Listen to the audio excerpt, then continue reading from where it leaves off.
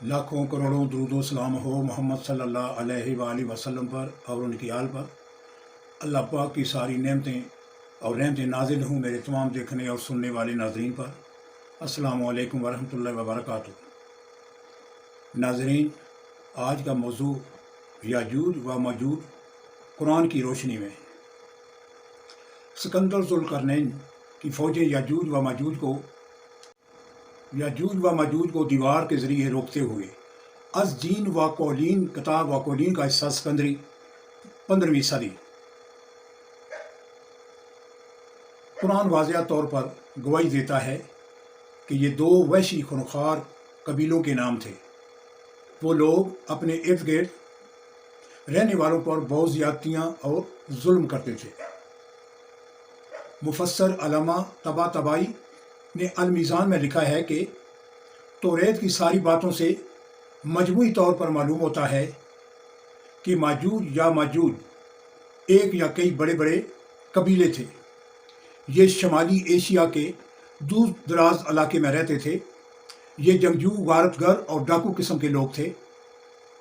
तारीख के बहुत से दलाइल के मुताबिक ज़मीन के शमाल मशरक मगलुस्तान के अतराफ में गुज़श्ता ज़मानों में इंसानों का गोया जोश मारता हुआ चश्मा था। यहाँ के लोगों की आबादी बड़ी तेज़ी से फलती और फूलती थी। आबादी के ज़्यादा होने पर ये लोग मशरक़ की सिमत या नीचे जनूब की तरफ चले जाते थे और सीले रवां की तरह इन इलाकों में फैल जाते और फिर तदरीजन वहाँ सकूनत इख्तियार कर लेते थे। तारीख के मुताबिक सैलाब की मानिंद इन कौमों के उठने के मुख्तलिफ दौर गुजरे हैं। अल्लामा आलूसी रहमतुल्लाह अलैहि का कलाम रूह अलमानी में है। याजूज माजूज कौन हैं? लोगों ने इसमें कलाम किया है कि याजूज माजूज कौन लोग हैं। जमहूर उलमा तफसीर व हदीस का कौल यह है कि याजूज व माजूज बनी नौ इंसान की दो कौमों या दो कबीलों का नाम है। आदम अलैहिस्सलाम व याफिस बिन रूह अलैहिस्सलाम की नस्ल से हैं, जो तुर्क का जद्द आला है। और तुर्क इस ख़ानदान की एक शाख है जो सद ज़ुल्करनैन के इस तरफ तर्क कर दिए गए थे, छोड़ दिए गए थे। गोया ये लफ्ज़ तर्क से मतरूक है और इससे मुश्तक़ है, और ये लोग काफिर हैं और दोज़खी है और इस कदर कसीर और बेशुमार हैं कि इनमें अहले बहशत में वो निस्बत है जो 1000 में है। उम्मल साबकल वल्लाह का में जिस कदर अफराद दोज़ख में जाएंगे, इन तमाम के मुकाबला में अक्सरियत याजूज व माजूज की होगी। बुखारी की हदीस में है कि अल्लाह ताला क़यामत के दिन आदम अलैहिस्सलाम को हुक्म देंगे कि अपनी औलाद से दोज़ख का लश्कर जुदा कीजिए। अर्ज़ करेंगे कि किस कदर? इरशाद होगा हर 1000 से 1000 कम, यानी किस कदर? इरशाद होगा हर 1000 से एक कम 1000। और बाज़ उलमा ये कहते हैं कि याजूज व माजूज आदम की औलाद से तो हैं, मगर हज़रत हव्वा के पेट से नहीं। गोया कि वो आम आदमियों के महज़ बाप शरीक भाई हैं। हाफिज़ अस्क़लानी रहमतुल्लाह अलैहि फरमाते हैं कि ये बात सवाए कअब अहबार रज़ी अल्लाह ताला अन्हो के और किसी से मनकूल नहीं। और बात कहते हैं कि याजूज व माजूज तुर्कों के दो कबीले हैं। कुरैश के ज़माने में भी इनकी अतराफ़ एक हमला हुआ। ये तकरीबन 500 साल कबल मसीह की बात है, लेकिन इस ज़माने में माद और फ़ारिस की मुतहिदा हुकूमत मार्ज़ वजूद में आ चुकी थी। लिहाजा हालात बदल गए और मगरबी एशिया इन कबाइल के हमलों से आसूदा खातिर हो गया। लिहाजा ये ज़्यादा सही लगता है कि याजूज और माजूज इन्हीं वाइशी कबाइल में से थे। जब कुरैश इन इलाकों की तरफ गए तो कफ़काज़ के लोगों ने दरख्वास्त की कि इन्हें इन कबाइल के हमलों से बचाया जाए। लिहाजा इसने वो मशहूर दीवार तामीर की है जिसे दीवार ज़ुल्करनैन कहते हैं। यहूदी और मसीह कुतुब मुक़द्दसा में हज़क़ीएल और ऐदनामा के कदीम सिर्फ याजूज व माजूज का जिक्र मिलता है। حزقیل کے روایات کے سلسلوں کا ذکر ہے۔ حزقیل ہیکل سلیمانی کا کوہن اور بابلی جلا وطنی کے دوران میں اسیروں میں سے ایک تھا۔ اس نے اپنے ساتھی اسیروں کو بتایا کہ یہ جلا وطنی اسرائیل پر ان کے دور جانے پر خدا کی سزا ہے۔ اگر وہ اس کی طرف لوٹ آئیں تو خدا اہل یروشلم کو بحال کر دے گا۔ اس یقین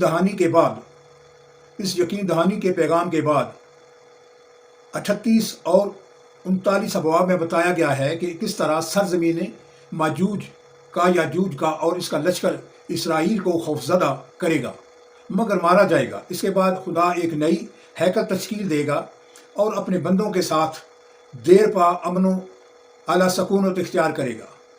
ابواب 40 اور 48۔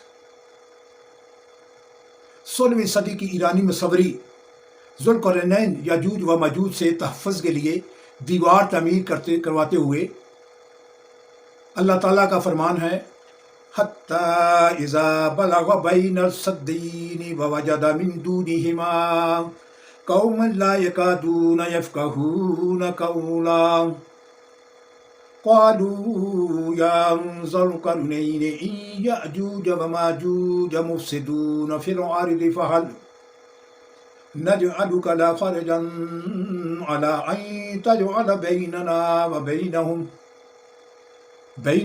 وَبَيْنَهُمْ سَدًّا قَالَ مَا مَكِي فِي رَبِّي خَيْرٌ فَأَعِّنُونِي بِقُوَّةٍ أَجْعَلْ بَيْنَكُمْ وَبَيْنَهُمْ رَجْمًا أَتُونِي زُبُرَ الْحَدِيدِ حَتَّى إِذَا سَاوَىٰ بَيْنَ الصَّدَفَيْنِ قَالَ انفُخُوا حَتَّى إِذَا جَعَلَهُ نَارًا قَالَ أَتُونِي أَفْرِغْ عَلَيْهِ قِطْرًا فَمَا أَسْتَطَاعُوا أَن يَظْهَرُوهُ وَمَا أَسْتَطَاعُوا لَهُ نَقْبًا قَالَ هَٰذَا رَحْمَةٌ مِّن رَّبِّي فَإِذَا جَاءَ وَعْدُ رَبِّي جَعَلَهُ دَكَّاءَ وَكَانَ وَعْدُ رَبِّي حَقًّا وَتَرَكْنَا بَعْضَهُمْ يَوْمَئِذٍ يَمُوجُ فِي بَعْضٍ وَنُفِخَ فِي الصُّورِ فَجَمَعْنَاهُمْ جَمْعًا۔ اللہ تعالیٰ قرآن پاک میں فرماتے ہیں، یہاں تک کہ دو دیواروں کے درمیان میں پہنچا تو دیکھا کہ ان کے اطراف کچھ لوگ ہیں کہ بات کو سمجھ نہیں سکتے۔ ان لوگوں نے کہا، ذوالقرنین یاجوج اور ماجوج زمین میں فساد کرتے رہتے ہیں، بھلا ہم آپ کے لیے خرچ کا انتظام کر دیں کہ آپ ہمارے اور ان کے درمیان میں ایک دیوار کھینچ دیں۔